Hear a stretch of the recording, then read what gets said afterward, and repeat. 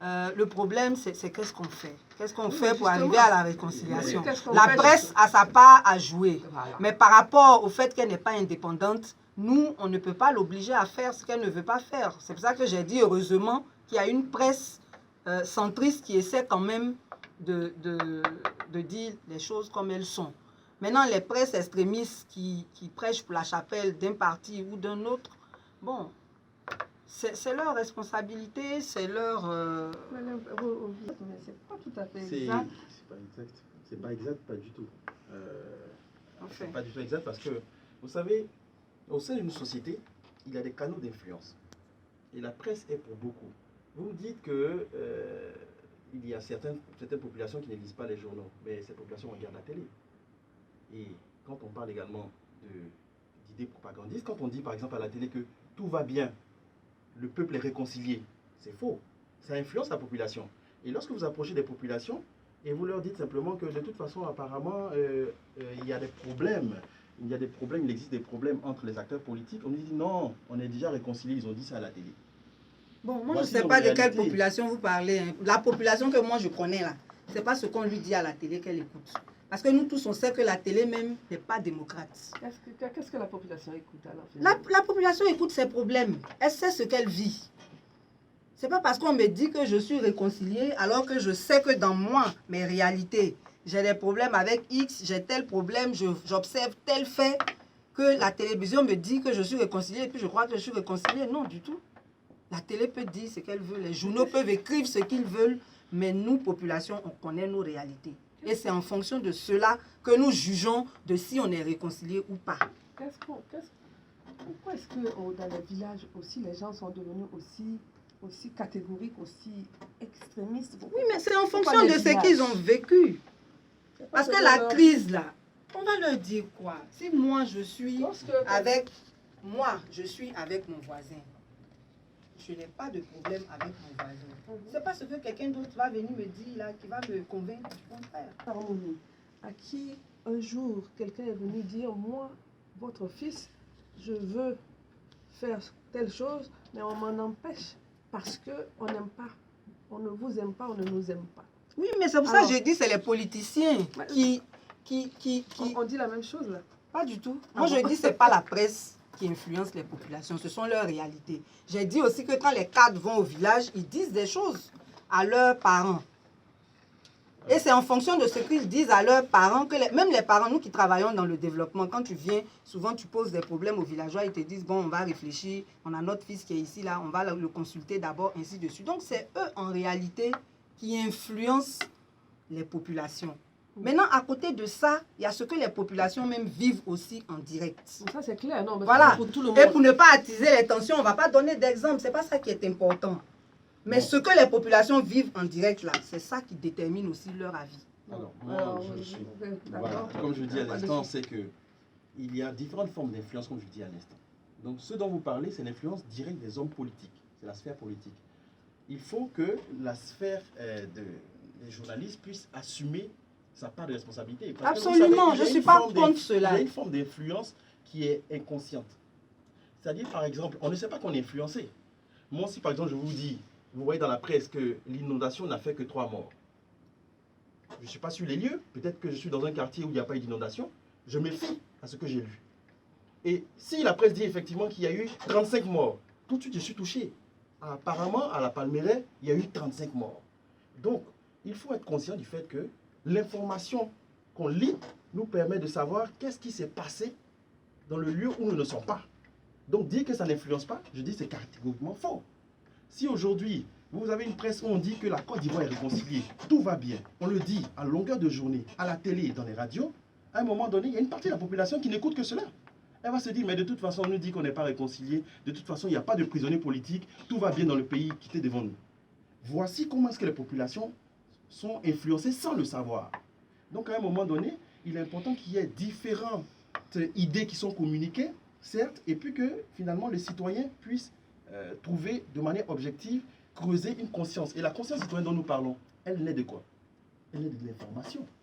Quand on parle du développement d'une conscience citoyenne ivoirienne nouvelle, elle naît également de cette confrontation des différentes idées, d'accord, des différentes informations qui passe dans la presse. Et si cette presse ne va pas dans le sens de l'apaisement et de la réconciliation nationale, croyez-moi, on ne sera pas réconcilié de sitôt. C'est un peu ça, L'influence de la presse est indéniable. Mais il ne faut pas qu'on accorde à cette influence-là tout. De jeter un œil sur les recrutements, sur la qualité des journalistes, c'est-à-dire sur la situation même en général.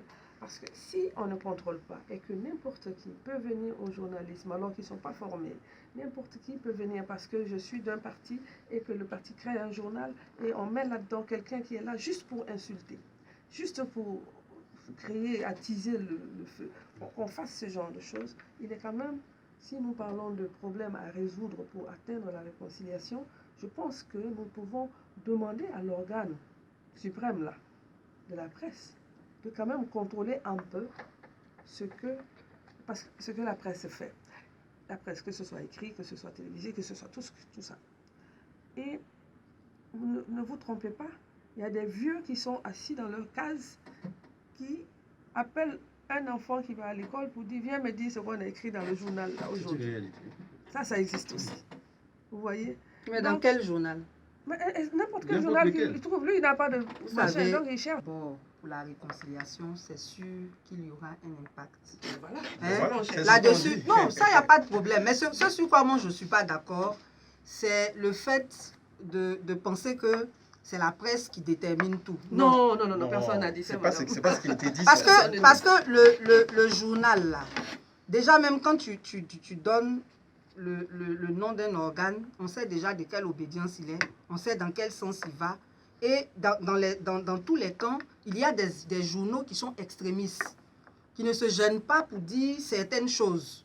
Et l'organe de régulation dont vous parlez là, contrôle tout ça. On a vu des sanctions et tout, bon, même si c'est dans un seul camp qu'on sanctionne.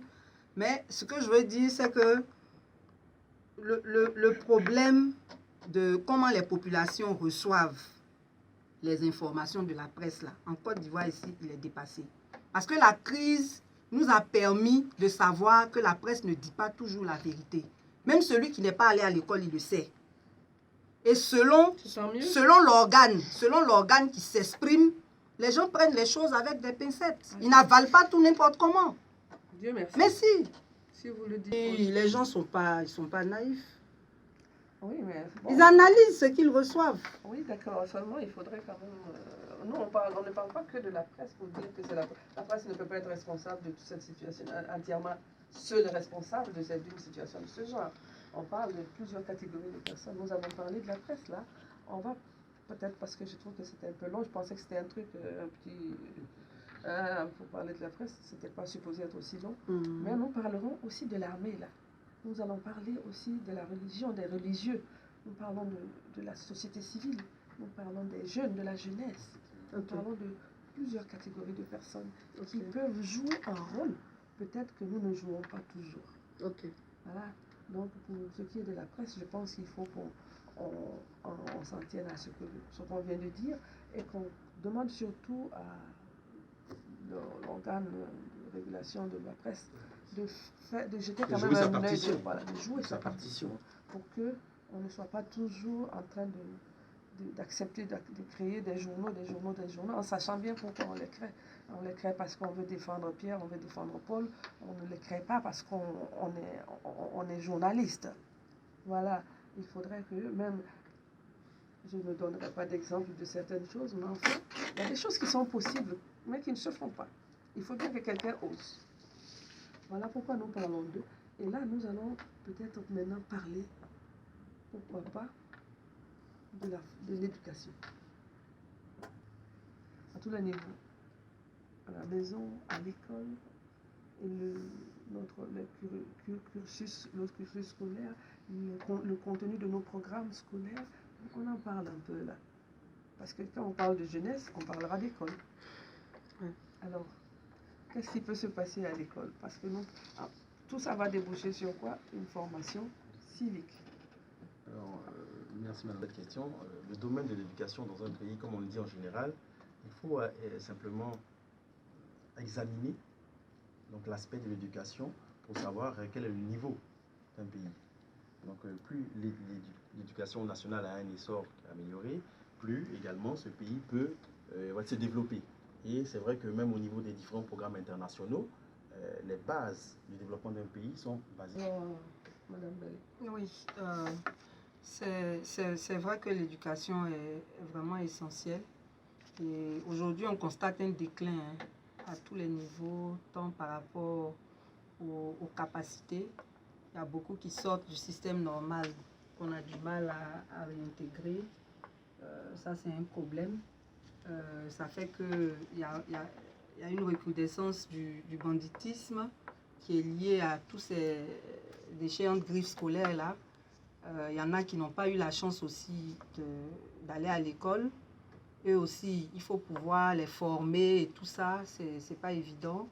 Maintenant, dans le système formel, comme l'a dit tout à l'heure monsieur, il y a un problème à tous les niveaux, tant par rapport à la formation des enseignants que par rapport aux conditions dans lesquelles les étudiants travaillent, les élèves et étudiants.